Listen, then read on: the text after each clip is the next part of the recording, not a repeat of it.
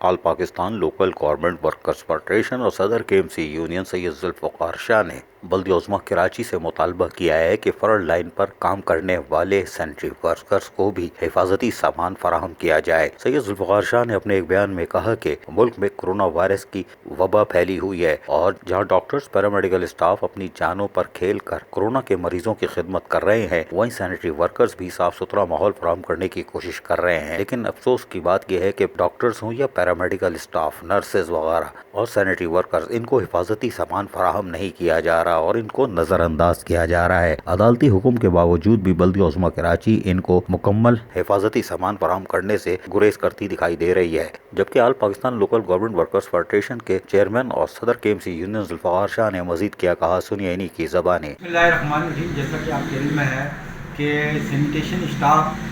Nursing staff اور paramedical staff جو ہے یہ فرنٹ لائن پر کام کر رہے ہیں، لیکن اس وقت جو ہے وہ پاکستان بھر میں سینیٹیشن اسٹاف کو بغیر کسی حفاظتی کٹ اور حفاظتی ساز و سامان کے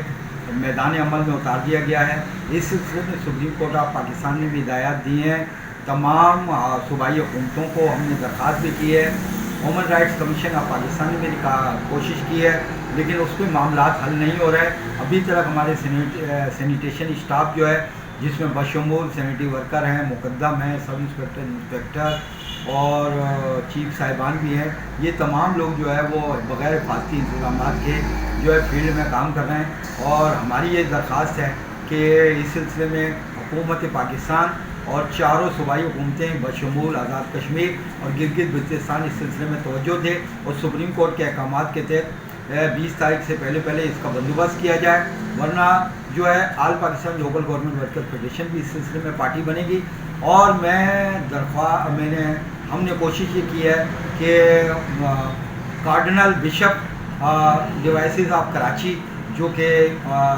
ہماری کرسچن کمیونٹی کے نمائندہ ہیں، ان سے بھی ہم نے درخواست کی ہے کہ وہ وزیر اعظم پاکستان سے یہ درخواست کریں کہ وہ سینیٹیشن اسٹاف کو اس طریقے سے کٹ وغیرہ فراہم کی جائے اور ان کی قیمتی جانوں کو جو ہے کرونا وائرس اور دیگر بیماریوں سے بچایا جائے۔ اس کے ساتھ ساتھ جو ہمارے 5591 ریٹائرڈ اور وفات یافتہ ملازمین ہیں، جنہیں 3.5 ارب روپے کے واجبات ادا کرنے ہیں، اس سلسلے میں بھی میئر کراچی نے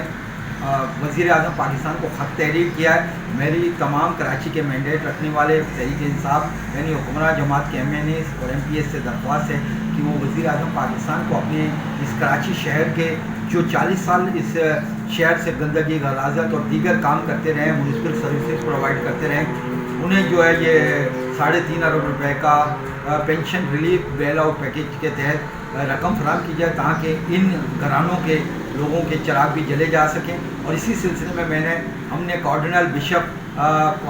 جوسف کورٹ سے بھی درخواست کی ہے کہ چونکہ ان 5591 میں سے تقریباً 2500 کے لگ بھگ جو ہے وہ ہماری کرسچن کمیونٹیز کے ورکر۔ سندھ حکومت کی طرف سے بھی بلدیاتی ہسپتالوں کو نظر انداز کیا جا رہا ہے، لیکن اب all Pakistan local government workers federation ملک گیر سطح پر باقاعدہ مہم کا آغاز کر چکی ہے اور عدالت جا کر یقیناً بلدیاتی ہسپتالوں کے ڈاکٹرز، پیرامیڈیکل اسٹاف کے ساتھ ساتھ سینیٹری ورکروں کو بھی حقوق دلوائے گی۔ عزیز عارف، KBS بلدیاتی نیوز، کراچی۔